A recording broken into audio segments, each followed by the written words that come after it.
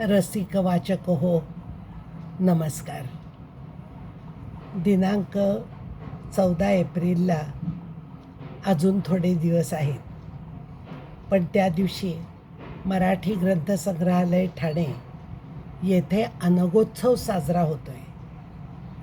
अनगा प्रकाशनतर्फे एकदम 12 पुस्तकांचं प्रकाशन माननीय दाकृ सोमण यांच्या हस्ते होत आहे. त्या 12 शलाका आहेत. त्यातली एक शलाका माझी आहे. नाव आहे दवबिंदू भाग 2. हे पण प्रकाशात येत आहे. भाग 1च्या पहिल्या 2 आवृत्ती संपल्या. आता त्याची पण तिसरी आवृत्ती नाले पितापुत्र काढतील यावर पूर्ण विश्वास ठेवून ही दवबिंदू भाग 2ची आवृत्ती त्यांनी काढली आहे. मुख्य म्हणजे लेखन दिल्यापासून आजपर्यंत माझी 12ही पुस्तकं त्यांनी जी काढली ती विनाविवाद निघाली आणि अतिशय आनंददायक सोहळे झाले. हा अनुभव मात्र नमूद करण्यासारखा आहे. आता माझ्या पुस्तकातील आशयाबद्दल थोडंसं आपल्याशी बोलते. दवबिंदू भाग 2 जे प्रकाशित झाले त्याच्या शीर्षकावरूनच आपल्या लक्षात येईल की 1-1.5 पानांची छोटी छोटी त्याची मांडणी आहे, ज्याच्या शेवटी जीवनाचं एखादं सूत्र हाती लागावं. भाग 1मध्ये 75 आणि भाग 2मध्ये 66 असे एकूण किस्से आहेत.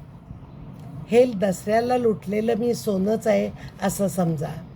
जे मला भावलं, जे आवडलं, जे दिसलं, ते जे खटकलं ते मी उधळले.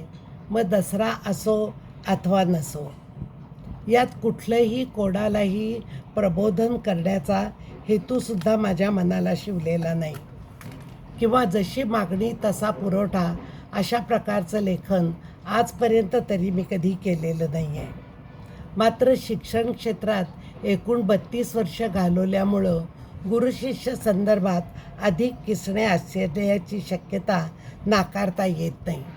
आपल्याला जेव्हा वाटेल, जसं वाटेल तसं पुस्तक काढून कुठलंही पान उघडावं, 1-2 किस्से वाचावेत, विचार करावा आणि मनन करून बाजूला ठेवून द्यावं. दवबिंदू भाग 2च्या आवृत्ती झाल्यामुळे अनेक प्रेमाचे स्रोत माझ्या वाट्याला आले. सामाजिक संदर्भातून संवेदनशील मने जपता येतात हे येणाऱ्या पत्रांनी मला दाखवून दिलं. वाचताना मिठीतही मिठास आहे, अलौकिकाचा भास आहे असं वाटेल, तर कुठल्या पानावर वाटेल सोन्यावर लाखेचा आरोप केला म्हणून ते सोनं बनत नाही, किंवा लाखेवर सोन्याचा मुलामा दिला म्हणून ते सोनं बनत नाही असं दृष्टीला पडेल. कुठल्या पानावर वाचाल की व्यक्तिमत्वाला चारित्र्याची जोड मिळाली तर दुधात केशर पडतं. कुठं वाटेल आपण चिक्कूचीच बी व्हावं, आंब्याची होऊ नव्हे, कारण चिक्कूची बी ही फळातनं निर्लेप बाहेर येते आणि आंब्याची कोय तुम्ही कितीही साफ करा त्याला चिकटलेलं काही ना काहीतरी राहतंच. आपलं मन हे चिक्कूच्या बीसारखं असावं.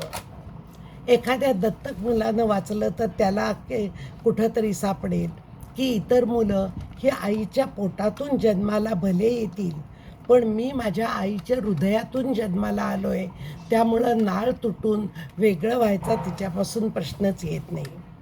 कुठं गुरुची विद्या गुरुलाच परत मिळते, तर इतकंही जाणवेल माणूस तर सोडाच, पण लेखणीसुद्धा काही वेळेला लेखकावर रुसते. तिचा रुसवा गेला की ती पुन्हा आपल्या हाती येते. असंवेदनशीलतेनं फाटलेल्या जगाच्या आभाळाला मी माझा हातरुमाल सकारात्मकतेचा लावला आहे. जमलं तर तुम्ही तुमचे हातरुमाल लावा, आभाळ झाकलं जाईल. आणि नाही जमलं तर निदान माझा तरी हातरुमाल मला काढायला सांगू नका असं वाटतं. हे पुस्तक आपुलकीचा शोध घेत आहे असं मला वाटतं. म्हणूनच दवबिंदू भागची 3री आवृत्ती काढावी असं मी नाल्यांना नम्रतापूर्वक निवेदन करते. धन्यवाद.